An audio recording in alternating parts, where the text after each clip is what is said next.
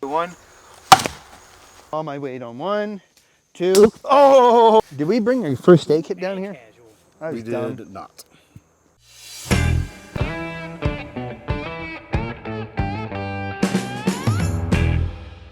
Hey everyone, David C. Anderson here, coming at you from the Knife Center with our good buddy Joe Flowers. Good to see you. Thanks for pulling me out here, man. Hey man, always a pleasure to have you out here to do fun stuff and record it on camera for posterity. Excellent. It's on the internet, it's permanent. Uh-oh, we're in trouble now. Well, we've got 3 knives with us today. You have maybe seen a little bit of this already because we've teased this. This is a new design collaboration between Joe Flowers and Demko knives. It uses their armature handle with a Puko-esque type of blade. We have 3 different mystery steels here to test out. And we're gonna be seeing not so much a scientific way how these knives perform, but trying to combine, once we find out what these steels are, to see how they line up with these real world use cases that we're gonna have today. But before we get into that, Joe, I'd like you to tell us, what was it about the armature handle that Demko uses here that attracted you to it, that made you want to do a project like this? Well, I was a big fan of Demko and his designs ever since, his Cold Steel days. Sure. And when I saw this particular handle on the armature that he had, I was taking it and using it when I was at Blade Show, and I started getting it in this pinch grip style, in this chest lever grip style, and using it, and I found it to be really, really comfortable. And it just looked like a really good Santoprene water do everything knife, and I really liked his format, and I fell in love with the armature, and so I just wanted one that I could do for more bushcraft related projects. Sure. You of course are well known for your expertise in like bushcraft circles as well. Like you lead expeditions. You've got tons of knife designs with other companies as well. This is your first Demko collaboration, and here's where the fun is going to begin. The final specs for this knife have not been nailed down. I don't even know what steel it is, guys. We have 3 steels we're real world testing. Once Joe is able to determine which one is his favorite, he's going to tell Andrew, let's do number 3, 1, 2, or 3. And only then is Joe going to find out what the steel actually is. I hope it's a good one. The thing is, it is going to be a good one because it's going to be based on real world performance, not something that's on a spec sheet on a computer screen looking at a metallurgical chart that says XYZ should be better. This is what worked the best. Yeah, absolutely. That is going to be the steel that these are made in. And that's in a field aspect. We're not getting too scientific about this. We're just using it and abusing it. Because that's how we're going to experience a steel in reality, is exactly in the real world, not on a spec sheet. Definitely, definitely. So we got a few tests we're going to do here, and I use that term a little bit loosely because this is, again, not a super scientific thing we're doing, but truly getting a feel for how these work. But we're going to do some things that test out the edge retention. We're going to do some things that test out the toughness of the edge, and then we're going to get a little stupid with it at the end to see if it breaks in certain ways. Too late.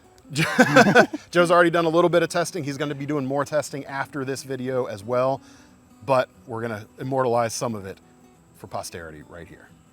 All right, introducing our lovely contestants here. We have mystery steel number 1, mystery steel number 2, and number 3, of course. And we're going to evaluate the edge retention a little bit, or Joe is going to a little bit actually. And sort of a shout out to the Cedric and Ada YouTube channel. We're not going to duplicate his edge testing regimen, but sort of inspired by what he does. We've got some 3/8-inch Sisal rope here. Joe's going to test how long we can cut on a particular area till we start to notice the difference on these steels. Anything you want to add? Why is Sisal a good test medium, Joe? Well, it's a lot tougher than your normal cotton ropes. It's readily available. If you don't live by a dock or something, you're not able to get mooring line to test off to. So you can find Sisal twine almost anywhere, and it's good because it's replicatable too. We also took some measurements of the sharpness with the best tester earlier, but you guys know how those tests go, so we just use it as a number. Sounds a frame of reference, yeah. Yeah, and that's where we're starting. All right, Joe, I'm going to step aside, let you get to cutting, my friend. All righty.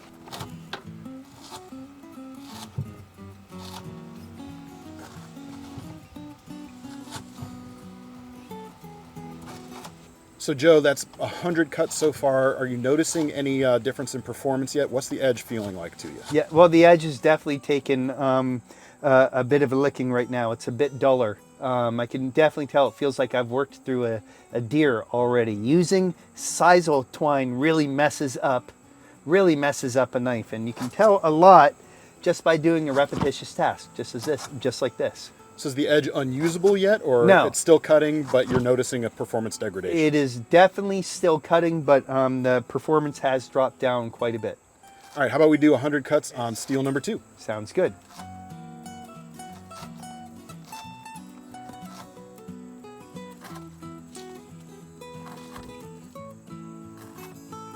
All right, that's 100 cuts with steel number 2, Joe. How does the edge feel to you? It definitely feels like it has much better edge retention. It acted a little bit different even right away. It started cutting and had even a different sound to it when it started cutting. So something's going on there where this is holding its edge better. It's cutting for a lot longer and a lot better. All right, Joe, steel number 3, 100 cuts. Let's go. Steel number 3, also known as the orange one.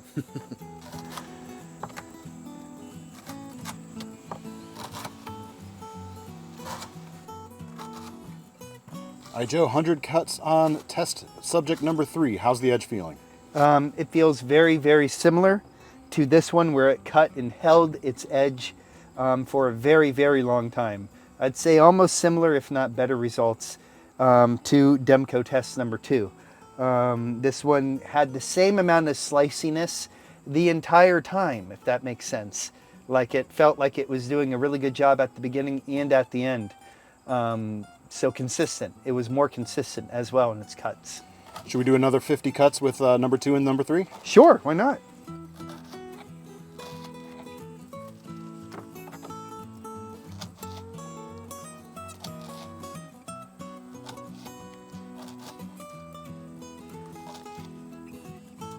All right, Joe, that's another 50 cuts on number 2 and number 3. How are they feeling?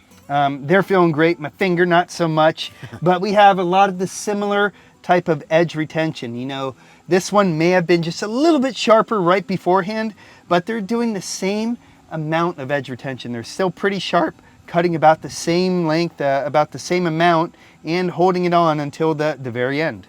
So I feel like, correct me if I'm wrong, like that initial sharpness, the initial bite they had is definitely kind of knocked off. Definitely, yeah. But it's, from what you've been saying while we were cutting, it's kind of feeling more or less the same as you keep going. It's not, correct. It's not falling away too quickly. Yeah, that first one that we had went away real fast. It was very, very noticeable, at least to me. And then these two are actually holding their own neck and neck. So we did do some best test averages just to get an idea, and that kind of confirms it. You know, just based on the way they feel, like we kind of used our fingertip test as well, and number 2 feels maybe a hair ahead. I agree with you there, but they're real close still. And honestly, as we mentioned in the beginning, like this is about real world experience, and that's a lot of cutting, quite honestly. 150 feet through, or 150 cuts through sisal rope is not a mean task. So they're both pretty good. Is one going to hold an edge longer than the other? Yeah, absolutely. But in the real world, both of these are about the same for us. Yep, for right now. For this amount of cutting anyway. We should do something else now. What should we do? Should we? What's the most scientific thing that we can do? We should do some tip strength or some edge stability. Oh, okay. Well, let's just go stick this in a piece of wood and this just is kind of not. wrench Yeah, on this it. Then. is not science. You gotta get rid of this. This is not science. Forget Get this science. out of here. All right. So next up, edge stability, which is a function of toughness. So to do that, Joe is going to be stabbing the tips into some pretty hard wood. What do we got here? This is cedar, red cedar, but there's a crotch down here that has a lot of old growth. I don't know if you guys can see that, but there's quite a lot of wood back behind there. So this is a very mean piece of wood to try and pry a little bit. Well, so you use the word pry, but we're actually going to be twisting the Yeah, edge like itself. twist, I'm So sorry, we're not yeah. prying to the side, but like So twisting. much science. Seeing what that does to the edge itself on these blades, because you know that's going to come into play too. Now, interestingly, you tried to force or to kind of test the stainlessness of these beforehand with salt water and sand on Correct. these. Number 2 here is seeing a little bit more corrosion than the others, and now oftentimes carbon steels are tougher than stainless steels. But that's not always necessarily the case in like modern, this age modern metallurgical marvels, is it? Yeah, correct. So it'll be interesting to see whether, that bit of what we assume is a carbon steel here, how that fares on this toughness test. There's a little bit of some corrosion at the very intersection on number 1, but number 3 is pretty unscathed so far. That's to give you a general idea. And I did clean these up because I kind of destroyed them on my last fishing trip and left them intentionally in the sheets with the salt water and with a little bit of sand in there for good measure because you want that cross contact. Sure. I also, when I sharpen these, use the same sharpener, so whatever carbon steel was on one could have gotten on the other too. So I did have to clean it off. Yeah, and so when I cleaned it off, a lot of what I thought was rust might have just been from that residual real world use of sharpening them. Well, let's do some twisting. Alrighty. So we have Demko test number 1. I'm gonna go ahead and use a different pinch grip style and really torque over there. You can see I have a backstop behind me here, but the knife guy in me is cringing. Another busy crotch of a tree, I'm gonna be grabbing it, doing a different style grip. If you pinch that between your thumb and your forefinger, you can get a way not to get cut, but for if you guys really wanna try and be a knife pro, you can grab that way. Really working the inside of this knot. And I can feel the tip moving around on each one of the different fibers, going through an incredible force, but not a prying force, a digging force with that circular movement. And there's no degradation to the tip on number 2. I'm moving to number 3 now. I am going to find a different knot on this cedar. I'm going to use this tip over here, that same grip. Oh man. Mr. DCA, I am working the crap out of this tip. There is just the point of not prying. I would not do that with one of my pocket knives. That is for sure. All right, using good hard digging, something that I would not normally do with a knife, but that definitely puts torque into it. All of these prove to do a pretty similar performance. Let's keep pushing them. All right. Now I do appreciate the guard in this aspect. I'm putting a lot of lateral force on here, so instead of being so like reinforcing here, I'm kind of getting a pry. I'm trying to also keep this upright in between me and the item I'm drilling. That's just straight up prying right there for that one. Did great. I guess that means in the Scandi edge with the slight secondary bevel, so far the tip's holding up much better than you'd find on some less expensive knives out there that are in thinner stock. You know what, it might be cool is to look at these underneath a microscope afterwards, because the tip feels there and it feels like there's a burr on some of them. All right, so what did we learn, you think, from the tip twisting, Joe? The tips were tough. Honestly, there's enough steel behind the edge to make me want to kick it up a notch a little bit. So we did a really good torsion right here, something that I would be afraid of on a lot of other knives. But yeah, to your point, these are not thin-spined knives, so there is a fair bit of steel up here close to the tip on all of these, obviously. If I had to say there was one result, I feel like the very tip of test subject number 1 is maybe a little less sharp now. It doesn't grab my my fingertip skin quite as much as 2 or 3. Yeah, and you can kind of see a little bit rounded over on top if you peek at it down just a little bit, but that might have been there a little bit before we started too. It's hard. It's hard to say for sure. So yeah, we gotta enter phase 3. Okay. Let's get a little within safety measures, of course. Let's get a little more stupid with them. Joe like rock. Rock's like Joe. Over here on this birch tree, I'm going to use the extended pommel right there and smash it in. And then instead of doing this nice little easy hit with my flint, I'm going to use this quartz boulder I found while this is affixed in there and do some percussion-based sparks on the side. This did not yield that great of results even when I first did it. I could in terms of producing a spark? Yeah, I could definitely tell one was probably a little bit more carbon, but then there was so much trauma on the back of the spine afterwards, that kind of told me even more. So I'm not really generating any sparks here, but I am beating the crap out of the spine in the way I probably wouldn't do normally. Now this one is kind of gone its course. I'm going to try a different way of sparking, but first I got to dislodge it. You're probably voiding your warranty with this, so don't do this at home.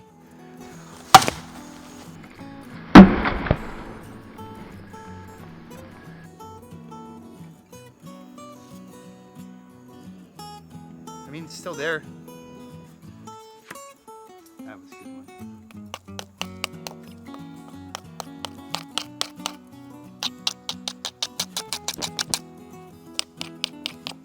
I saw a tiny little spark of the silicate catch, but just right there at the end of the rock.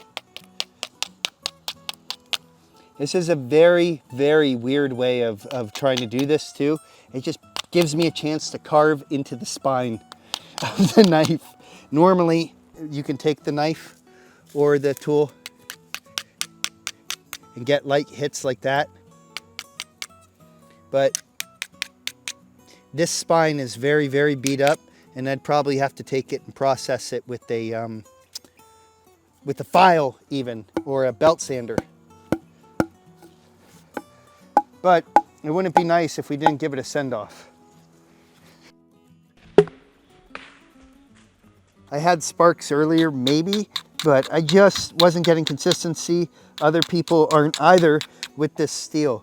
The only one I really have seen sparks on is the green one. Okay, I need to take this out, so I'm just going to take it out this way real quick. All right, so we've been banging the edges and the tips up on these a bit more, both on and off camera. All of them seem to be holding up pretty well, quite honestly. What does that mean? That means almost like it's not the steel, it's the geometry.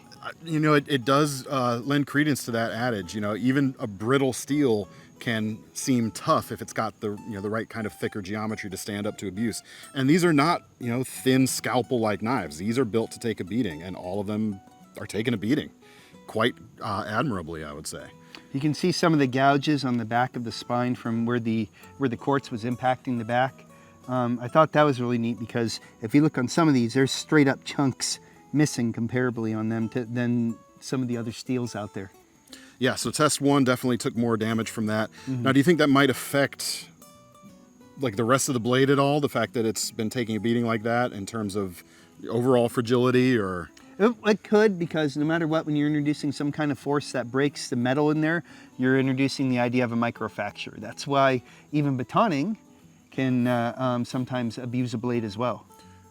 It's funny you mentioned that word. Oh, I heard from somebody, enragement is engagement. So let's go abuse our knives some more. What is your stance on batoning a knife blade? So if you don't know, that's using the knife blade like so, placing it on top of a log, and using another stick or log to split the first piece.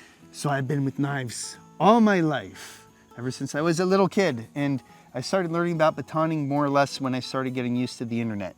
That doesn't mean I don't do it, because I definitely like the fact that it's something replicatable that everybody can do. Whether it's the best test for a knife, that's not for me to say, but it is a way of toolcraft. It makes you want to appreciate the wood that you're about to split. You want to know more about that wood. You want to know more about the world around you. So batoning does help that. But there are ways to get big pieces of wood to smaller pieces of wood without abusing your knife as well. Well, that's about all we've got left to kind of do next, I think. Like, cool. We're running out of like things that are, maximum carnage. So let's do some batoning, some splitting wood with these. Let's find some nasty pieces of wood if we can do it. It's pretty nasty. It's pretty naughty. And let's get naughty with these knives. All right. Okay. Now we're going to start with some harsh batoning. This is some naughty wood. I've got this soon-to-be baton out of hickory that we've processed that we're going to make one of KnifeCenter's babies. Definitely need to make it one-handed set. All right, and we're going to graduate and come back to this in 1 second. Just give me 1 second. Naughty, naughty, naughty, naughty, naughty cedar. Quite safely, mind you.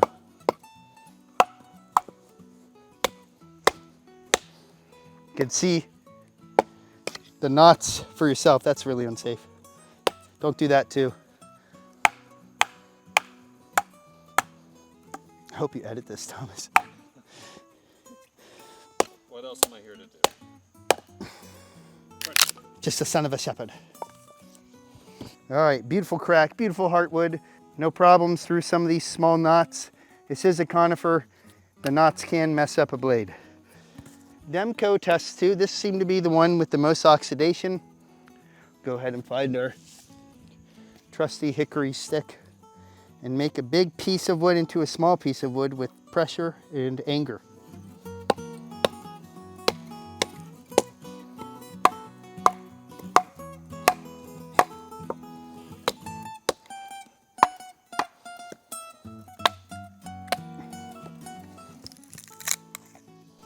Not as many knots in this piece, but still good.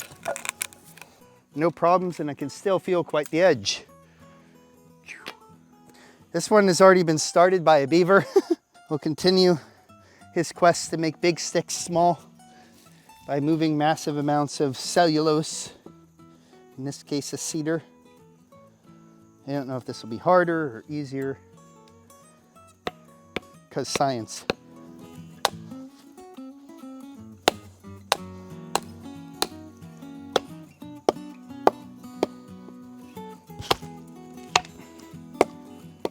All of these seem to be batoning,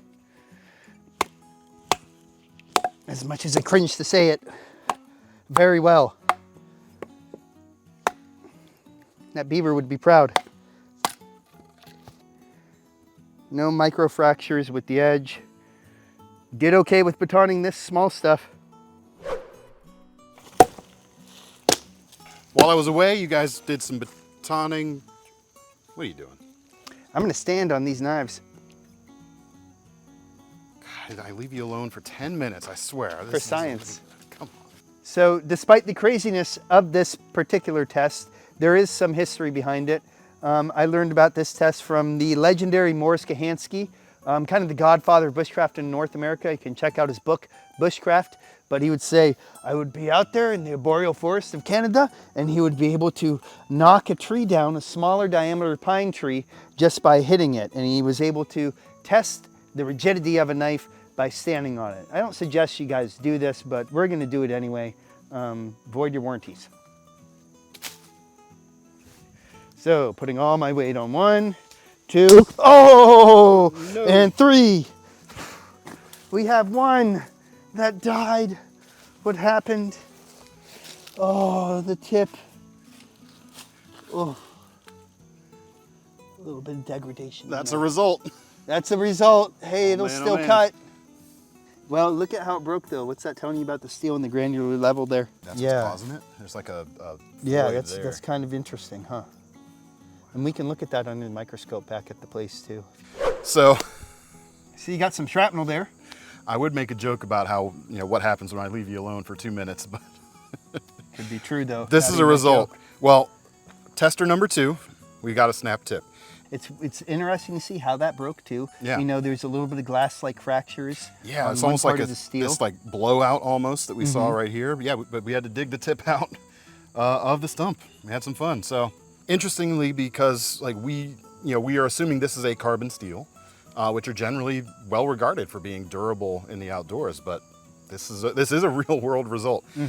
Walk us through the moment. Walk us through that moment where you walked through the knife. When I was walking on the blade. Tell us the tale of your emotions. With the first one, I felt the bend and I could feel the apex of that curve with my weight on the handle. I believe it was a black handled one. And I thought, oh, I have enough time to go over to the next one. And then I put all of my weight after transferring to that to the next one, and I felt it bend more, and I felt to the point, oh, I can really feel the tip bend. And then that's when it snapped. Oh man. And then I regained my composure and was able to go and bring my full weight onto the last one. Now they were all in there about at the same length and the same type of wood with the same density. So we've got that as a replicated thing. But keep in mind, we did bash this with a rock earlier and then hit it with a bat or bat-shaped object. So there could be microfractures in here too. Now I would say to me, this acted like carbon steel, Mr. DCA, because it had a lot of rust on it, especially when I took it in the water environments. But also it was pretty easy to sharpen. and took an edge pretty well. Tell me about the sharpening. That's the one thing we didn't test here. Obviously, we tested edge, kind of edge retention, but how long it takes to resharpen a thing is part of that real world equation too. Yeah. Which one of these was? Well, tell me about the sharpening. Well, now sharpenability. that was a thing in of itself too. Now for me personally, I decided not to use any sort of belt sander or any sort of mechanical advantage because I wanted to make this a field test. And so in this case, I use a combination of mostly diamond stones because I feel like a lot of different metals react the same on diamond stones. Okay. Just me personally. And I like diamond stones because for field stuff, I can rip off a lot of metal quickly and see what a knife is doing. Which ones were easier or harder to sharpen when using those? Definitely the easiest one I would say was probably the orange one, which is Demko test number 3. Interesting. Followed by Demko test number 2, our poor little green guy right here. So those took less time to sharpen? Less time. And yet those seemed to hold their edge longer in use. Yes. And I'm talking it was very, very quickly. Whereas Demko test 1, this is just after, field sharpening, doing all this on diamond steel, took a little while to finally feel like I was getting somewhere. Interesting. It kind of had that old school vibe where I was on a stone for a long time. And I was really surprised with how quickly, because I saved number 3 to the end, how quickly I was able to feel like I was getting somewhere with that. Just by hand, by naked eye, with no jigs on diamond stones. Very interesting. It kind of runs counter to what you would think, doesn't it? A little bit, Given a little the bit. edge retention. Yeah, but it could be that things are just a little bit harder, but harder to sharpen back in the day. Who knows? One last question. If you were to have, we obviously know which one did break. If you were to put money on which one, before actually stepping on them, which one do you think would have broken first? Or would you have thought would have broken first? Very good question. Honestly, I would have thought the black one. Number one. Number 1. Just because it seems like it's, on the stones, it seemed like it performed chunkier. I don't know if that makes sense, but it felt like there were irregularities in the steel a little bit more to where I could expect there to be some kind of change in the structure of the steel. Very interesting. But out of all of them, the other ones had great edge retention, but they didn't feel hard to sharpen, or they didn't feel hard to manipulate. So I don't know if it was a heat treatment. Could be that he could be playing me, and some of these are just the same steel, all with a different heat treatment. You never know, which would be awesome. And I like that too, because that's what makes it real world. Too. Right. Because like we said at the beginning, like steel on paper doesn't always tell you what steel's going to be like to live with, and we tried to blend a little bit of that, on paper but real world experience here. This was not a scientific test. This was real world application. You know what was really interesting is I personally love carbon steels a lot. So I was really gravitating towards this one just because I think I knew it more. And I was just like, oh, this feels familiar to me too. It wasn't until I saw like some other different tests to see the different changes in steel that had nothing to do with the cutting performance. It was all about seeing externally what was happening to it. All right, well, that's all we've got for now. Joe's going to be doing more testing on these knives, at least number 1 and number 2 at least. For sure, for sure. So, and again, right now as we're filming this, we still don't know what the steels are. All of that will be revealed in time, however. Yeah, we're looking at SHOT Show 2026, maybe, probably. Perhaps, shooting for. That's when they're going to do the final reveal, if not beforehand, but that's kind of the big event there, I guess. Cool. So be looking for that. If you have a thought on what the steels might be on number 1, 2, or 3, I don't know if we've given you enough to go on here to make such an assessment, but drop that in the comments. And if you have an opinion on which 1, 2, or 3 should be the final steel in the production version, drop it down below as well. That's all we got for now. Like it's hot. Keep sticking around. Joe's going to be coming and hanging out at the KnifeCenter again real soon, we hope. Stick around. Because we always have a lot of fun here. Check out all the Demko stuff down in the comments. We'll leave a link to all of our Joe Flowers designs down in the description as well. Not the comments, the description section. So you can check out those links down below. That'll take you to KnifeCenter.com. We'll see you next time.